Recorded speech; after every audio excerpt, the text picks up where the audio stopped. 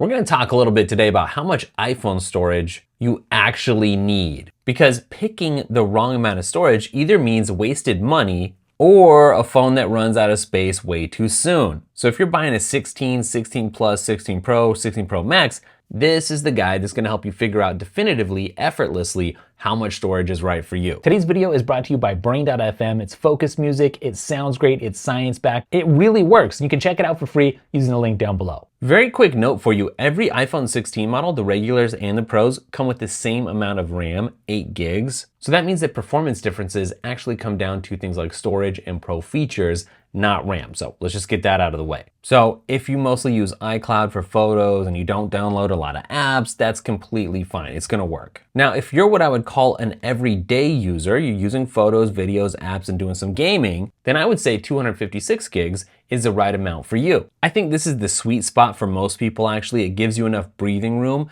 without overpaying. But then you've got the power users, people messing around with 4K video or using pro apps, people who do a lot of gaming or plan on using this for a long time. They need that longevity. For you power users, 512 up to 1 terabyte is absolutely the level that you're gonna wanna look at. And you'll notice that that 1 terabyte tier is only available on the Pro models. Basically, if you use your iPhone as your main device for work or content creation, then that's how you know that that's the right tier for you. And as you're looking at these various storage tiers, here's a good tip. If you've ever had to delete stuff in order to make space, then go up a tier. You'll thank yourself later. Let's talk about pros and cons. For storage trade-offs, you're gonna look at what fills up your phone the fastest. Photos and videos like 4K Pro RAW, that eats storage fast. So 256 gigs is the minimum if you shoot content. When it comes to apps and games, some apps like Instagram, iMovie, AAA games, they balloon in size. And then there's cloud storage versus local. I mean, iCloud, it can be a great resource. You can offload a lot of stuff,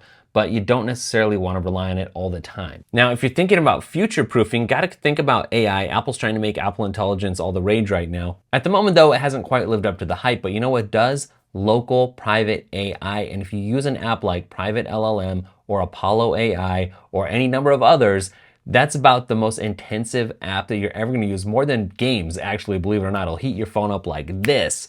And so if you wanna be forward-focused and really take advantage of powerful AI that's actually very interesting, then you gotta consider that as well. If you wanna be able to download multiple of the most powerful local AI models, you're gonna need more storage. Now, if there's one thing that's true, I think most people end up assuming they're going to need less than they actually do. But if I'm honest, I think this year for 90% of people, the 256 gig option is the sweet spot. The only person who should consider getting 128 is honestly somebody who just texts and scrolls. But if you go that route just to save some money or whatever, expect some trade-offs. You know how sometimes you hear an idea and it just hits, the kind that changes how you see things? Well, every Saturday, I send out one of those. No fluff, no filler, just a sharp, super useful insight designed to give you a thinking advantage, and it's free. If you want it, check out the link down below. It's called Saturday Signals. I'm super excited about it because I really feel like it's life-changing. This is good stuff for free.